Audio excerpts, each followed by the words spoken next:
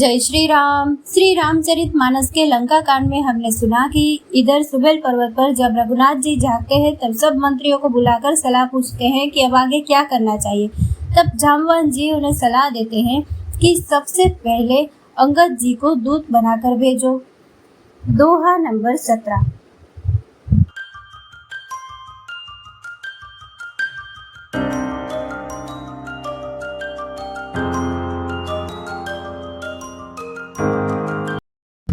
प्रभु आज्ञा धरि शीस, चरण बंदी अंगद उठेऊ, सोई गुण सागर ईस, राम कृपा जा कर करहूँ। अर्थात प्रभु की आज्ञा सिर पर चढ़कर और उनके चरणों की वंदना करके अंगद जी उठे और बोले, हे भगवान श्री राम जी, अब जिस पर कृपा करे वही गुणों का समुद्र हो जाता है।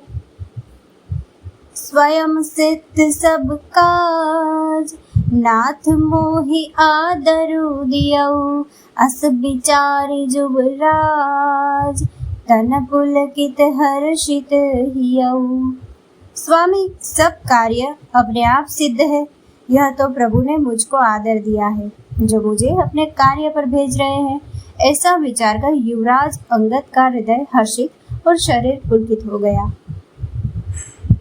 बंदी चरण उर धरि प्रभुताई, अंगद चले सबहि सिरुनाई, प्रभु प्रताप उर सहज असंकारन, वांकुर बाली सुत बंका। चरणों की वंदना करके और भगवान की प्रभुता हृदय में धरकर अंगद सबको सिर नवाकर चले। प्रभु के प्रताप को हृदय में धारण किए हुए रणबांकुरे वीर बाली पुत्र स्वाभाविक ही निर्भय है। पुर बैठत रावण कर बेटा, खेलत रहास होई गे भेटा, बात ही बात करश बढ़ियाई, जुगल अतुल बल पुनि तरुणाई। लंका में प्रवेश करते ही रावण के पुत्र से भेंट हो गई जो वहां खेल रहा था। बातों ही बातों में दोनों में झगड़ा बढ़ गया क्योंकि दोनों ही अतुलनीय बलवान थे और फिर दोनों की युवावस्था थी।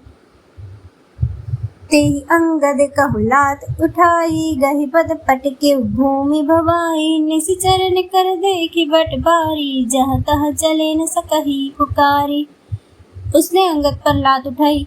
अंगद ने वही पैर पकड़कर उसे घुमाकर जमीन पर दे पटका, यानी कि मार गिराया। राक्षस के समूह भारी योद्धा देखकर जहाँ तहाँ भाग चले। वे डर के मारे पुकार भी न मचा सके। एक एक सन मर मुन कहही, समुझिता सुबद चुप करि रहही, भयो कोलाहल नगर मजारी, यावा कपिलंका जय जारी। एक दूसरे को असली बात नहीं बतलाते। रावण के पुत्र का वध समझकर सब चुप मारकर रह जाते हैं। रावण पुत्र की मृत्यु जानकर और राक्षसों को भय के मारे भागते देखकर नगर भर में कोलाहल मच गया कि जिसने लंका जलाई थी वही वानर फिर आ गया है। अब दो कहा कर ही कर तारा, अति सभी सब करहि बिचारा, बिन पूछे मगु देह दिखाई, जह बिलो की सोई जाई सुखाई। सब अत्यंत भयभीत होकर विचार करने लगे कि विधाता अब न जाने क्या करेगा। वे बिना पूछे ही अंगद को रावण के दरबार की राह बता देते हैं। जैसे ही वे देखते हैं वही डर के मारे सूख जाता है। गयऊ सभा दरबार तबा, सुमिरि राम पद कंजा, सिंह ठवन उत चितवा, धीर वीर बल पुंज। श्री राम जी के चरण कमलों का स्मरण करके अंगद रावण की सभा के द्वार पर गए और वे धीर वीर और बल की राशि अंगद सिंह की सी शान से इधर उधर देखने लगे। तुरत निशाचर एक पठावा, समाचार रावण ही जनावा, सुनत बिहसी बोला दस सीसा, नह बोली कहाँ कर कीसा। तुरंत ही उन्होंने एक राक्षस को भेजा और रावण को अपने आने का समाचार सूचित किया। सुनते ही रावण हंसकर बोला, बुला लाओ, कहाँ का बंदर है। आयस पाई दूत बहुधाए, कपि कुंजर रही बोली ले आए, अंगद देख दसानन वैसे, सहित प्राण कज्जल गिरी जैसे। आज्ञा पाकर बहुत से दूत दौड़े और वानरों में हाथी के समान अंगद को बुला लाए। अंगद ने रावण को ऐसे बैठे हुए देखा जैसे कोई सजीव काजल का पहाड़ हो।